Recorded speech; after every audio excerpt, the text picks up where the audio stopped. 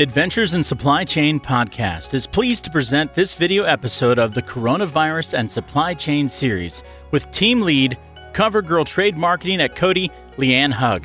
Leanne has been recognized as one of Path to Purchase IQ's People to Watch of 2020, being nominated by the leadership at Coty and selected amongst many other bright individuals in the CPG industry.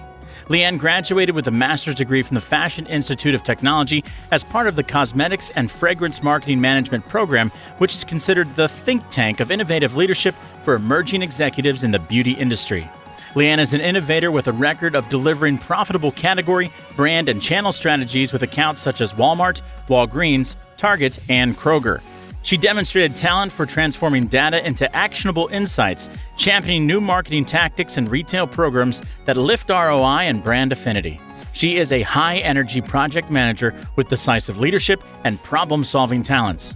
Leanne is also a graduate of Unilever Future Leaders Program, UFLP, Marketing and Customer Development, an accelerated 3-year management rotational program providing cross-functional exposure, business leader mentoring, project involvement, and formal training both nationally and internationally. Leanne holds a Bachelor of Science degree, Marketing and Supply Chain Management from the University of Maryland. And now with you, your host, Marcia, and her amazing guest, Leanne Hug.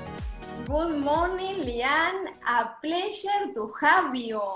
Good morning. So glad. Thank you so much for having me. I am so excited about this today. It's a pleasure that you are joining us to talk about a great topic. But first, Coty is one of the largest companies in beauty, and we love their brands. But sometimes we don't know that the brands belong to Coty. So to start, I would like if you could explain about Coty and about your role. Absolutely. Well, again, I just want to say thank you so much for having me. I am so honored to be here and to have this conversation with you today, not only about Coty and supply chain and beauty, but just about everything else that's going on and what's happening in the world today. So thank you again for having me. But yeah, so Coty has a really long history in the industry. With really leading cosmetics, skincare, fragrance brands. So when you hear brand names such as Covergirl or Sally Hansen, Burberry, Marc Jacobs, brands, just a few that live in the portfolio. And really at the heart of Coty's mission is celebrating and liberating the diversity of every individual's unique beauty. So it's a really powerful mission and really relevant today. And it's something that absolutely drives what I do every day in my role on Covergirl. So today I currently serve as the team lead for Covergirl Trade Marketing, where my team and I are responsible for the development and execution of commercial strategy. So across all classes of trade, whether it's Walmart, Target, Ulta, really in the effort to drive brand and category growth. Wow, that's very impressive and many responsibilities under your belt. So Yes. that is, and I would also love to hear about your accomplishments because you are making a difference, and we would love to know all the great things that you are doing and the recognition that you are receiving. Well, thank you. That's very kind of you. I'm certainly really, really proud of everything that the team at Coty has been doing. I've been at Coty for 4 years and I've worked with Sally Hansen, worked on Covergirl, and what we've achieved since I joined has been absolutely tremendous. But really on a personal level, what I'm most excited about is that this past June, I just graduated with my master's degree from the Fashion Institute of Technology. So happy that it's over, but it was an amazing, amazing time. And that program, it's a master's in cosmetics and fragrance management. The program is really considered one of the think tanks of innovative leadership for emerging executives in the industry. And the highlight of the program is really completing our capstone, which is considered for this type of program in our last semester. And capstone this year was around the future of well-being, which became a very relevant topic while kicking off in January, studying it through the pandemic. And I'm super excited to share that we will be presenting our capstone to the industry on October 28th. So just here in a couple of weeks, it's going to be an amazing presentation. So very excited for to finally see what we've been really hard on over the last 2 years, and certainly share some of our findings or learning recommendations for the beauty industry. And then I guess, most recently this September, I was just selected as one of Path to Purchase IQ's People to Watch of 2020, which was quite the honor. I was nominated by the leadership at Coty, and to be selected amongst such an amazing group of individuals across the CPG industry was a tremendous honor, and really enjoy what I've learned from Path to Purchase over at my time in the industry, and now to be recognized by such a great publication was just incredible. It was a dream.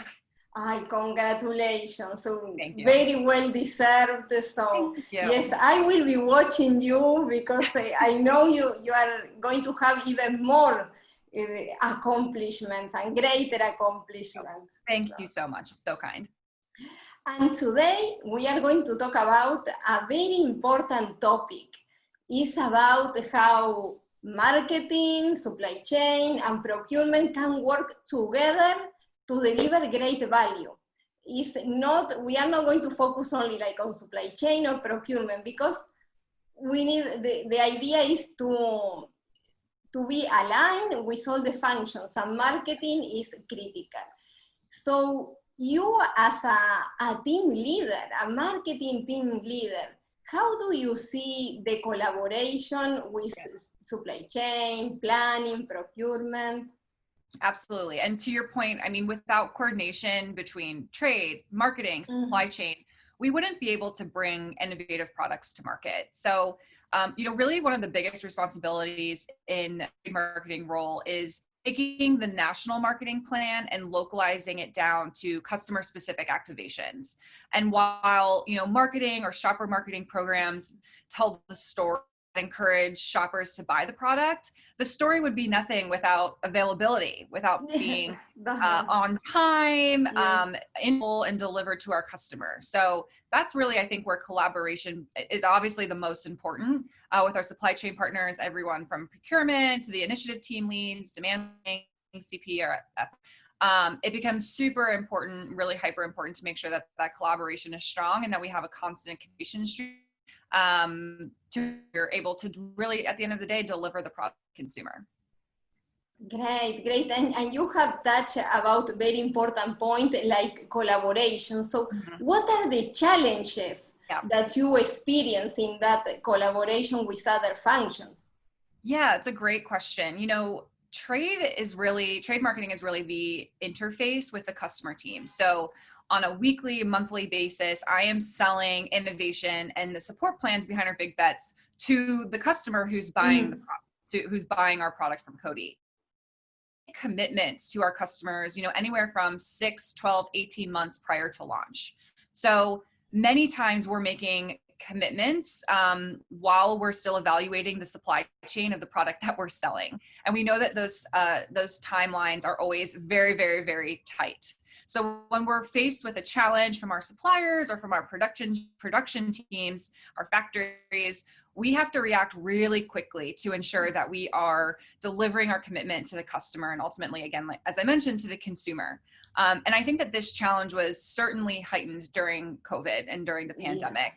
We were working through several resource constraints for our most recent innovation bundle, which launched this fall. So it was more important than ever. It's always important to have daily and weekly communication as a cross-functional team, but it became even more important to have those touch points to really ensure that we had a view and the proper allocation for the products. Again, just to make sure that we could bring it to market. Yes, and you are perfectly right when you mention if there's no product, there are no sales, and of course you cannot meet the commitment to the customer.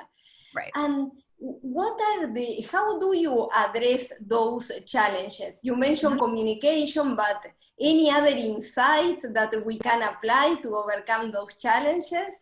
Yeah, and I mean, we really nailed it on the head there. I mean, communication is absolutely key first and foremost. And I think, supply chain is such an impressive operation in itself, and oftentimes really runs very, very much without interruption, but really the trade and the marketing team really in the process, I think helps provide that visibility to the supply chain about the customer commitments, because for a team that's not necessarily selling to the customer every day, there's not always that visibility as programs that we're planning or the importance of a program to a specific customer. So getting trade involved, because we are so close to the everyday business, I think we certainly take the knowledge that we have about the programs and the importance of those programs. And it's really our job to ensure that everybody across the funnel understands the key priorities with all customers and with all teams. Yes, you are right. Like to understand the priorities and also like to be involved early in the process. You mentioned constant communication, because sometimes I can talk from the supply chain and procurement perspective. When we get a request, maybe it's too late and we don't, it's like, for example, now, right? If we get a request for a product that, for a supplier that is in China, well, they are in holiday. Right. So we need to consider all of those points. Yeah, there's a lot of decisions that have to go back and forth. You have to weigh a lot of different options when those scenarios come up. So yes, yeah, very important. Yes, exactly. And what are your thoughts about technology and data? Oh yeah, I think what really came to light during COVID is how important it is for us to be thinking further ahead about how our supply chain is going to be impacted by changing consumer behaviors. And, with COVID, trends that we were predicting in 5 years happened over 6 months and were extremely accelerated. And this is actually something that we studied in my research in my master's program over the capstone process. During COVID, there were a lot of people in the country who online for the first time, whether it was buying groceries or even products like beauty and luxury, where they're used to touching and feeling products, or they're for the first time having to buy makeup online. Yes. So, because of that closure of brick and mortar channels, shoppers were really forced into new distribution channels to find the items that they needed. And so when you thought technology and supply chain and where those two have now merged, there's this idea that our cohort is calling beauty unification. And that's really sort of the merging of spaces between luxury and mass. And I think when you think about it now, because as a consumer, you shop for both, basic items on Amazon.com, but you shop for luxury items, of your brand.com choice. But one of these days, sooner rather than later, really going to be merging of those pieces. So you'll be shopping like a Covergirl lipstick alongside a Dior lipstick on Amazon.com. And the supply chain that I think is going to be impacted in terms of delivering to that new shopping experience, we're going to have to start thinking about that now, because it seems like a trend that may happen a long time down the road. But because of COVID, it's certainly been highlighted, and technology and data has been driving that acceleration. So I think, obviously this is going to be really important as we start to think about innovation in the future, how we communicate to consumers, and then again, how we deliver the product at the end of the day to the consumer. Wow. Yes, very interesting point, that acceleration that the COVID created, right? Because it's true, there were steps towards buying online, but slow steps. And with this, it's like the distribution channels have changed dramatically. Yes, it was almost from one day to another one, right? Especially in beauty. I mean, I think beauty as an experiential category, but some people may never want to go back into a store, at least in the short term. So we have to be better set up to deliver that product to our customer in the way that she's shopping now. Yes. And now, as you were mentioning, when we go to Amazon or a different online store, we are going to search for lipsticks, and we are going to see all the choices. We are not going to make that change, right? One store for luxury and another one for like regular products. Definitely. Wow, yes. And what is the impact of COVID now on your team? Yes. Wow. It's crazy to think that in March, I thought we would be coming back to the office 2 months later, and now here we are working from home, completely changing the way that we operate just as a business and as a function. But, you know, I think I would say that there were really two main impacts of COVID for my team. The first is the ability to travel. As I kind of mentioned previously, you know, one of the biggest responsibilities in my role is presenting our innovation pipeline to our customers. So I'm used to traveling anywhere from 2, 3, 4 times, sometimes a week, but times a month across the country to present our innovation concepts.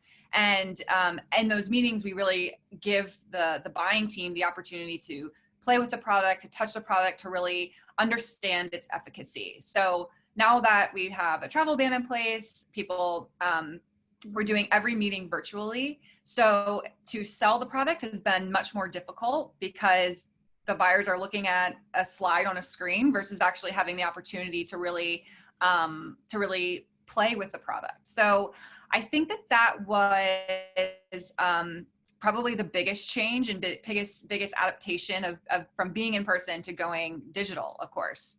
And then I think the second, it would be remiss to not talk about just product readiness for our innovation. Obviously with COVID, we were preparing to launch for our July launches, and COVID hit and our factory shut down, like many businesses. And so we had to react really quickly to put together a process and put a process in place that would monitor the allocation of our product as it became available, and really create a plan to deliver our customer needs during that time of constrained resources.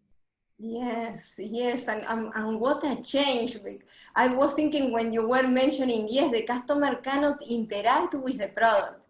Right. So like from an individual, like a consumer, when we go to the store, there are some sections where we can interact with the product. There's a mirror, right?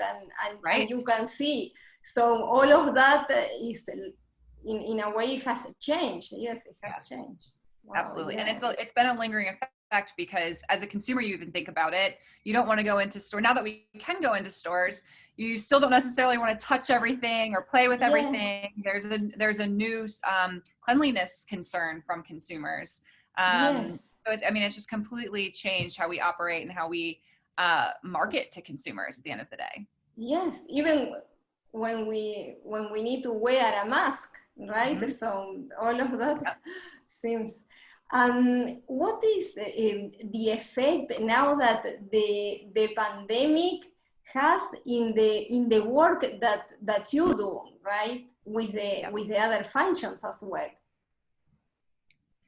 Yeah, as I think about our supply chain, I was so impressed at how fast that team mobilized to manage through an allocation period. I mean, we were having weekly meetings, organizing air freight, overtime, transportation to and from suppliers and warehouses. And I mean, just the power and the efficiency of our company's supply chain really came to light for me during that process. I work with this team every day, but what they do behind the scenes to get us the product, to get the customers the product, I mean, it's absolutely incredible. And it's something that I certainly took for granted prior to COVID.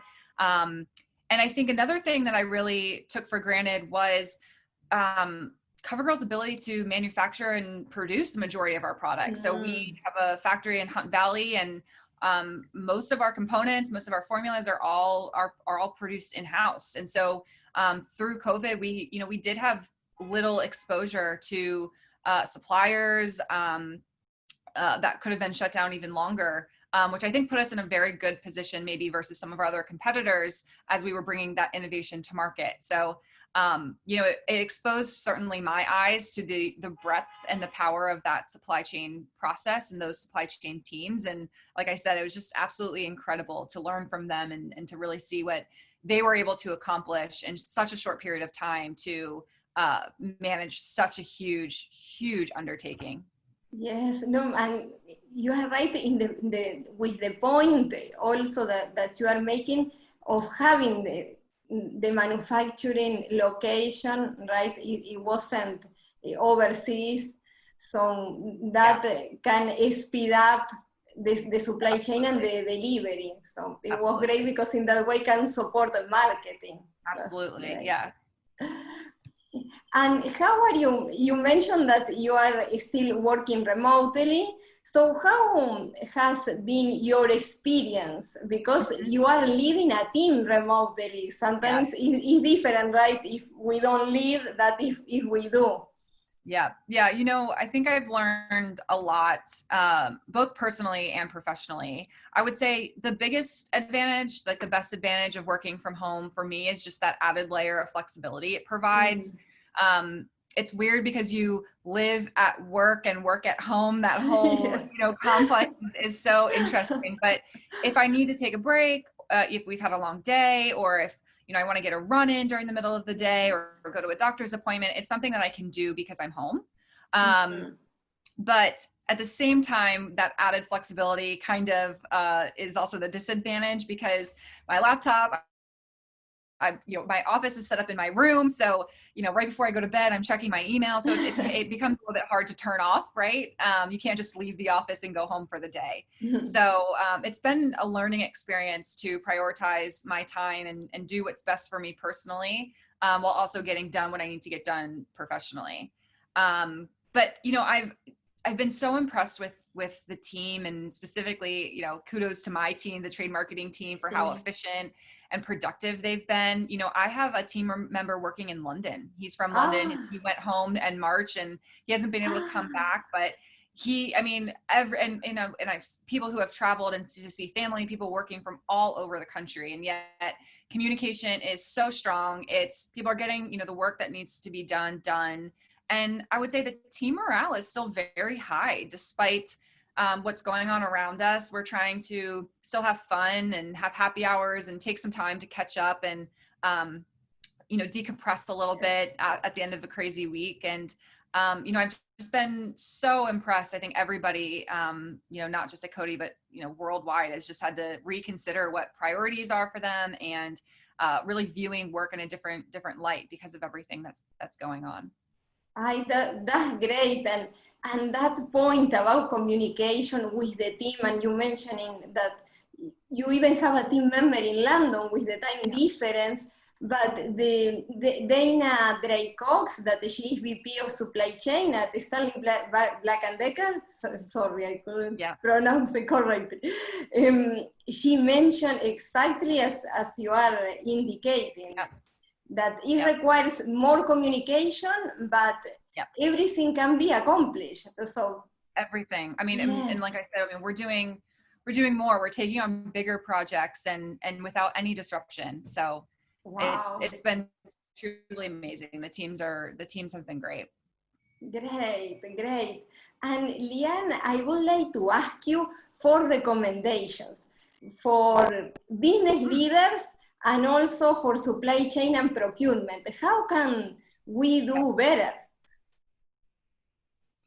That's a great question. And it's certainly one that I've thought a lot about as leading a team. And I think what I've really come to understand is that everybody manages through crisis and challenging times differently.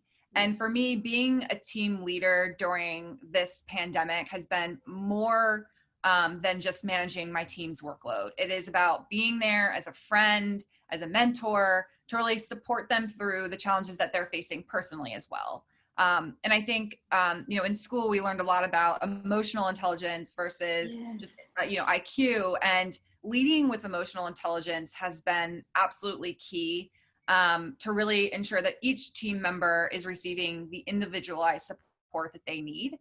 Which at the end of the day has allowed the team to perform at a high level, while also feeling like their personal needs are being recognized and acknowledged. And it's something that I, reflected on myself, but what I also saw from our leadership at Coty was first and foremost, they're prioritizing the needs of their workforce. And when you're talking about somebody's health, when somebody's just overall well-being, that comes first. And leading with that, I think, has just been, those are the leaders that I've seen be successful and drive morale because they're putting their people first.